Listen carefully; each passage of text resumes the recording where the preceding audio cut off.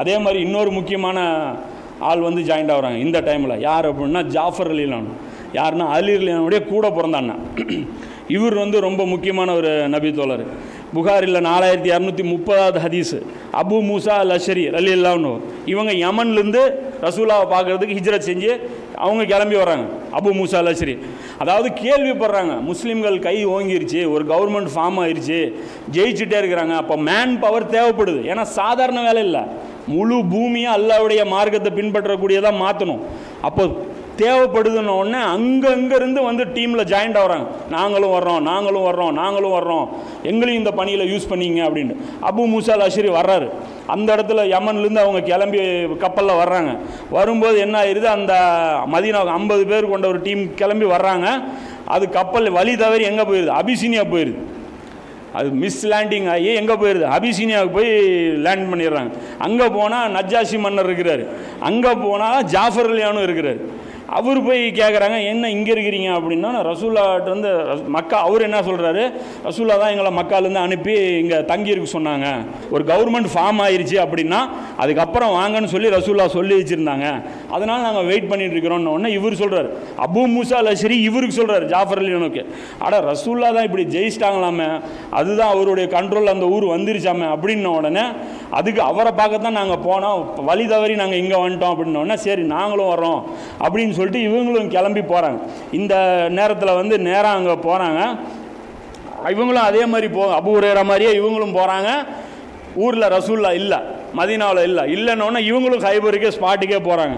போன உடனே அந்த இடத்துல ரசூல்லா இருந்தாங்க, அவங்கள சந்தித்தோம், அவங்க எங்களுக்கும் கனிமத்தை பங்கிட்டு கொடுத்தாங்க அப்படின்னு சொல்லி 4230 4233வது ஹதீஸில் இருக்குது.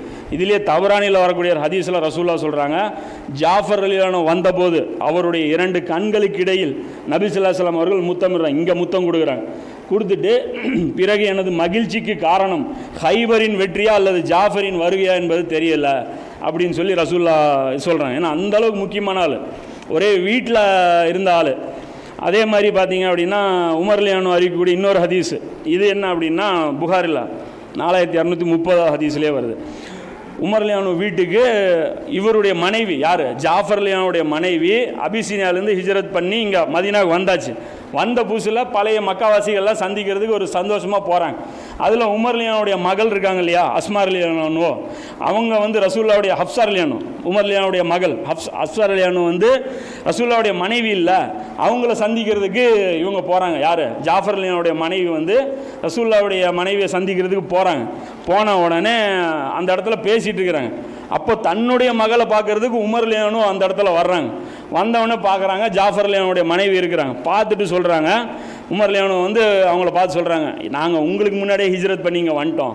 ஆக்சுவலாக இவங்க அபிசீனியாவுக்கு போனது ஒரு ஷார்ட் பீரியடுக்கு தான். அதுக்கப்புறம் வந்து ரசூல்லா எங்கேயாவது கூப்பிட்டுக்குவாங்கன்னு வெயிட் பண்ணாங்க.